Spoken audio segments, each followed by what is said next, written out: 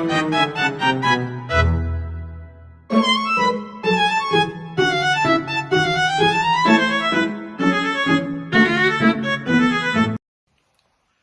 day, everyone. We are here to present our topic, the relevance of world literature in the maritime field today. World literature is the study of stories, poems, novels, and other literature works from the different countries and cultures. At first, it may seem unrelated to the maritime field because maritime students focus on ships, navigation, engines, and safety. However, world literature is still important because seafarers work with the people from different parts of the world. Literature helps us to understand words, ideas, emotion, and different way people express themselves. It also teaches us how to listen, understand the meaning behind what person says. The maritime industry is international. A ship may have a crew from the Philippines, India, China, Japan, Europe, and the other countries. Because of this, maritime professionals need to understand different cultures, beliefs, tradition, and way of communicating. One important benefit of studying world literature is improving communication skills. Literature helps us to understand the world on board on a ship. Clear communication is very important. Crew member must understand instructions, reports, problems, coordination tasks, and communication during emergencies. If there is poor communications, it can lead to confusions, conflicts, or even accident. By studying literature, maritime students can become more confidential in speaking, reading, listening, and understanding English.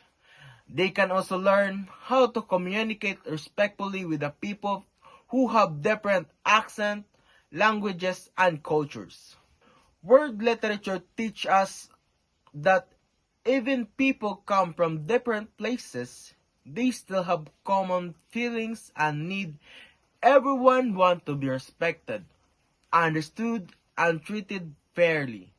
This lesson is very useful for future seafarers. Now, my partner will discuss how literature helps in intercultural understanding, leadership, teamwork, and ethics.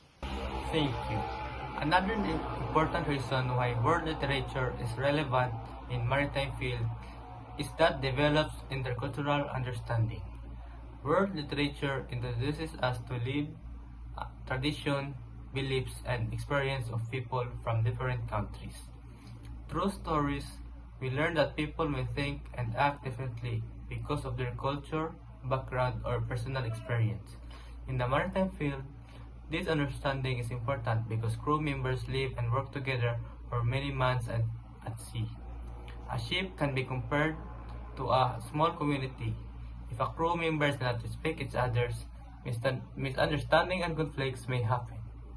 By learning about different cultures through literature, future seafarers can become more open-minded, patient, and respectful. They will be less likely to judge others quickly. Instead, they can learn to cooperate with people even if when they have different customs, language, or opinions. World literatures also help leadership and teamwork. Many stories show characters facing challenges, making difficult decisions, and working with others. From these stories, we learn that a good leader should be responsible, fair, calm, and willing to listen. These qualities are important on board a ship.